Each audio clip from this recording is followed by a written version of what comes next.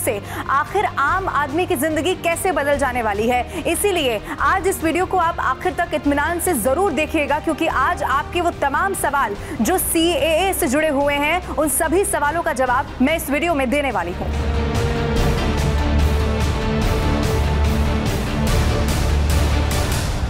अब सबसे बड़ा सवाल ये कि आखिर CAA है क्या? नागरिकता संशोधन कानून, जिसे केंद्र सरकार ने साल 2019 का वो वक्त था जब संसद में पास किया था। अब इस बिल का उद्देश्य पाकिस्तान, बांग्लादेश और अफगानिस्तान से आए 6 समुदायों, जिसमें हिंदू, ईसाई, सिख, जैन, बौद्ध और पारसी शामिल हैं, इनके शरणार्थियों को भारत की नागरिकता देना है। वैसे इस बिल में मुस्लिम समुदाय को शामिल नहीं किया गया और इसी मुद्दे पर जो राजनीतिक पार्टियां थी उनकी तरफ से जबरदस्त विरोध किया जाता रहा है समय समय पर। अब मैं आपको ये बता दूं कि 3 साल पहले जब संसद में ये संशोधन कानून पास हुआ था तो इस पर पूरे देश में एक तीखी प्रतिक्रिया और विरोध भी देखने को मिला था।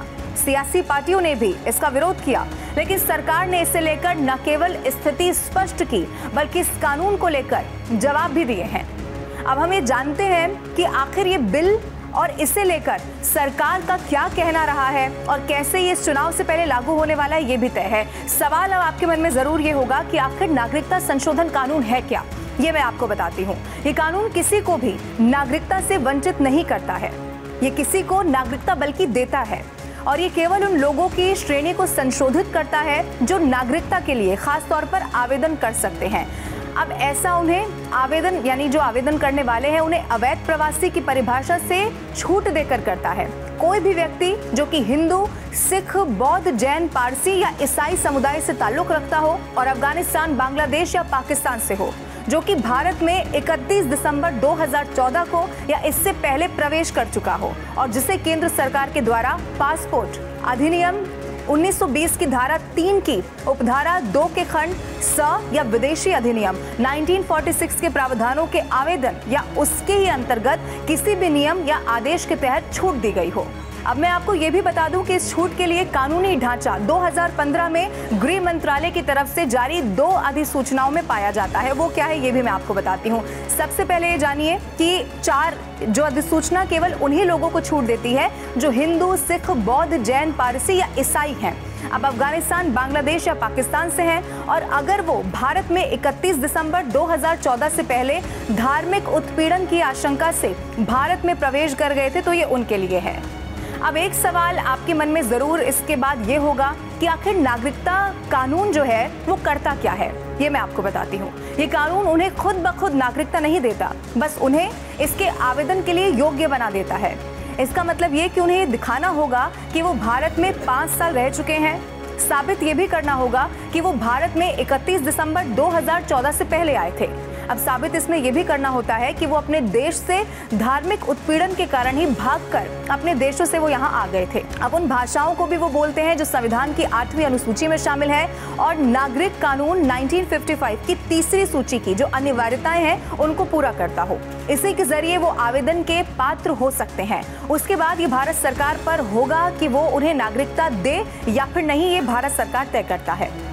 अब एक सवाल आपके मन में जरूर होगा कि शरणार्थियों को आखिर वीजा भारत की तरफ से कैसे जारी किया जाता है। जो शरणार्थी पात्रता नहीं रखते यानी कि धर्म के बगैर भी वो भारत को जो शरणार्थी नीति के साथ सुरक्षित रहते रहेंगे। अब आपको मैं बता दूं कि शरणार्थियों को भारत में रहने के लिए लंबी अवधि के स्टे वीजा जारी किए जाते हैं। अब आपको ये भी जान लेना चाहिए कि UN रिफ्यूजी एजेंसी के अनुसार भारत में म्यांमार यानी कि बर्मा, श्रीलंका, अफगानिस्तान इस तरह के देशों के बहुत सारे ऐसे शरणार्थी हैं जो आराम से रह रहे हैं। सरकार का कहना यह है कि ये कानून मुस्लिम शरणार्थियों को कवर नहीं करता, क्योंकि हमारी स्थिति ये है कि जब हालत उनके लिए सुरक्षित हो जाएगी तब शरणार्थी अपने घर वापस लौट सकते हैं और लौट जाना चाहिए, ये भी इसमें कहा जाता है।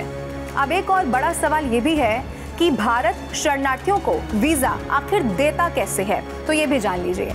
भारत की हमेशा की नीति गैर समावेश की थी, इस सरकार के होने से बहुत पहले से ही।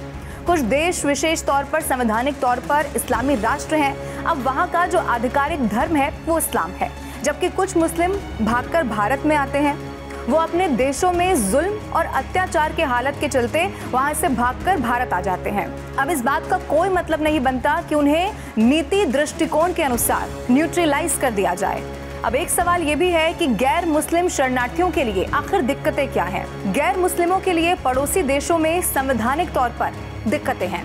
उन्हें लेकर एक ऐसा दृष्टिकोण है कि उनके साथ वहाँ ऐसे अत्याचार होते हैं मानो वो वहाँ रहने के लायक ही ना हो। अब इसीलिए जो गैर मुस्लिमों के लिए एमनेस्टी का मतलब बनता है, जबकि मुस्लिमों को अलग अलग केस के तौर पर यहाँ पर लिया जाता है। अब उदाहरण के तौर पर जैसा हमने सीरिया, अफगानिस्तान, इस तरह के कई सारे देशों से आने वाले मुस्लिमों के लिए किया भी है। एक बड़ा सवाल ये कि रोहिंग्या मामले को सरकार किस तरह से ले रही है। तो ये भी जानिए कि बर्मा की स्थिति ये है कि रोहिंग्या वास्तविक तौर पर अविभाजित भारत के समय भारत आए थे, तब जबकि ब्रिटेन ने बर्मा पर कब्जा कर लिया। अब इसीलिए बर्मा उन्हें अपने जातीय ग्रुप और योग्य नागरिकता में नहीं रखते हैं। भारत इस विवाद में फंसा हुआ है कि अगर भारत रोहिंग्या को भारत में न्यूट्राइज का अधिकार दे देता है तो ये बर्मा के साथ साथ हमारे नाजुक विवाद को अपसेट कर सकता है।